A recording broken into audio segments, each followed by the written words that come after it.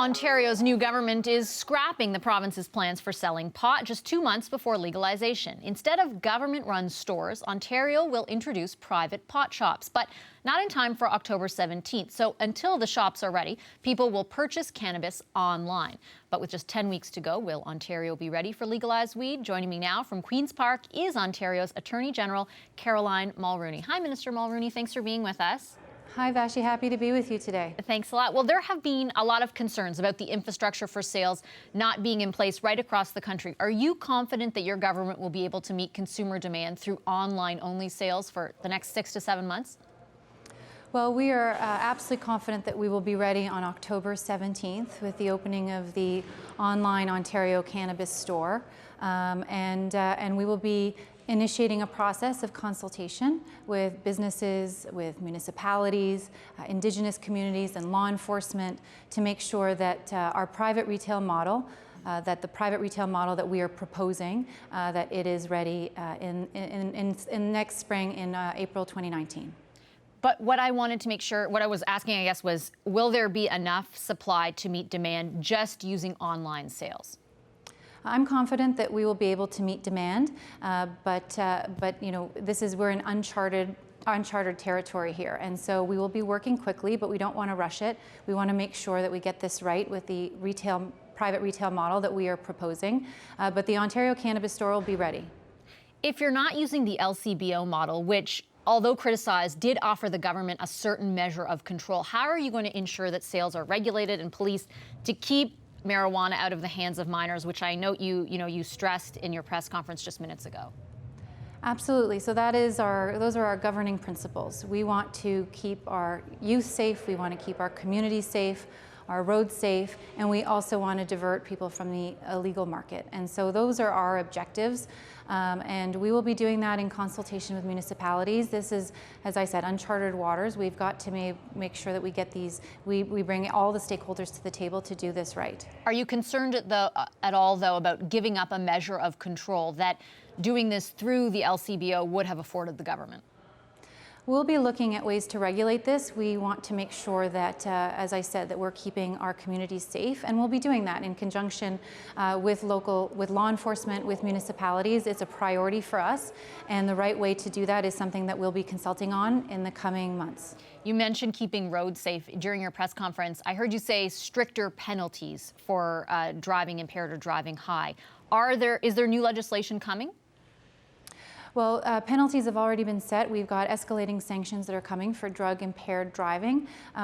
We don't foresee stricter penalties at this time, but as I said, this is a consultation process. I don't, though, see stricter penalties at this time, but we will be consulting with municipalities and police enforcement to make sure we get it right so that they have the tools that they need to keep communities and roads safe. What happens to existing medical marijuana dispensaries or marijuana dispensaries? Could they be licensed, or will they all be closed down?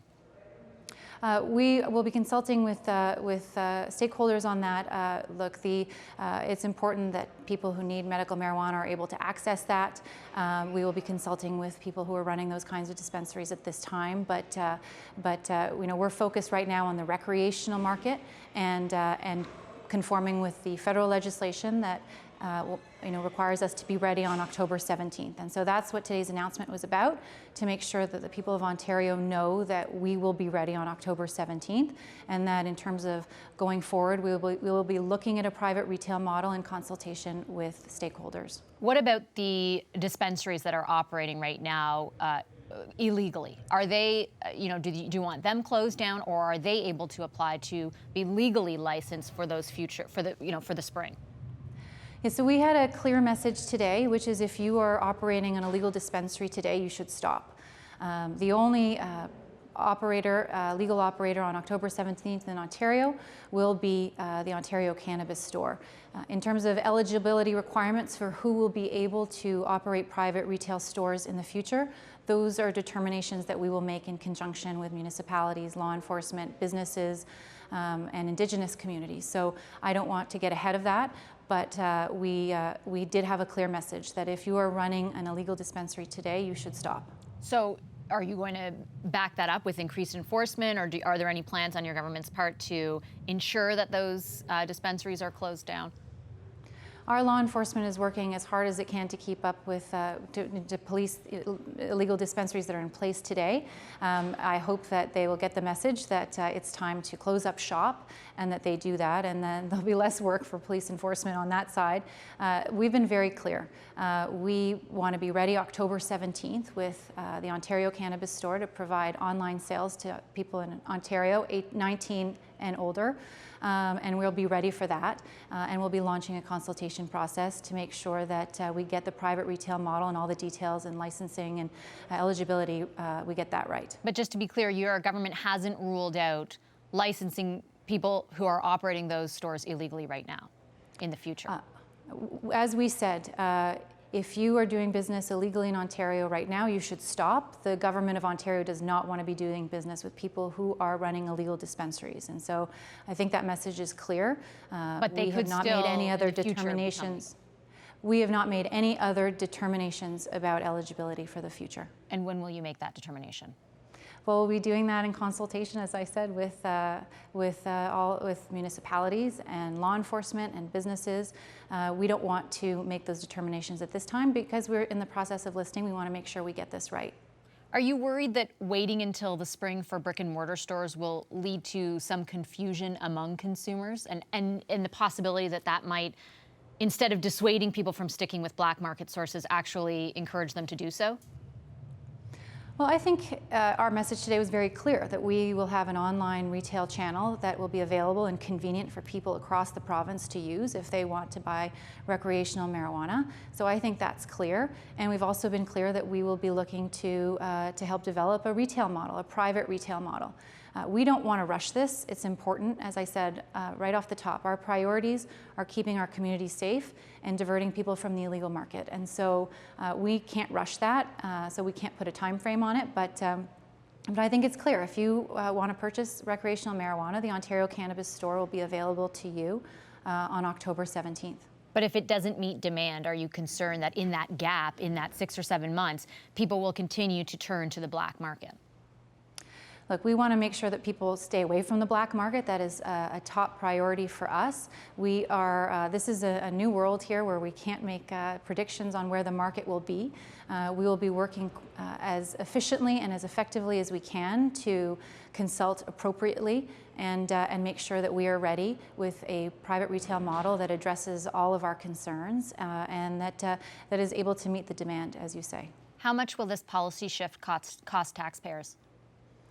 Well, we think that the government shouldn't be in this business. We think over time that this will help contain the size of government and will help drive down the price of the product for people. And so we think that for consumers in the long run that this will be a positive for them. It'll cost less. But at this time, we can't make those predictions because this is a completely new market for everyone. What about in the short run? How much money had been spent so far on the LCBO model? I would defer those questions to the Minister of Finance, but there were some expenses set up to get the Ontario Cannabis Store ready, and we will be working within the LCBO to make sure that those expenses are repurposed towards this online channel and towards the new model going forward. So none of the money that's been spent so far, are you saying, will be for naught? That is our goal. We don't. Our goal is to protect well, I can tell you, our goal here is we respect taxpayer dollars. We want to protect taxpayer dollars that we collect and we spend, and so it is our intention to make sure that any investments that have been made are repurposed in an appropriate and effective way, so that so that we are protecting, respecting taxpayer dollars. But yeah, so going forward, we will be containing expenses, but we, as I said, we will be repurposing these expenses so far. But can you tell our viewers how much has been invested so far? I would defer to the Minister of Finance on that, but there were some investments in some leases and some people who had been hired, and as I said, we will be repurposing those stores, and the people who have been hired will be repurposed will be able to work in other ways for the OCS. All right, thank you very much, Minister Mulrooney. I'll leave it there. Appreciate your time. Thank you.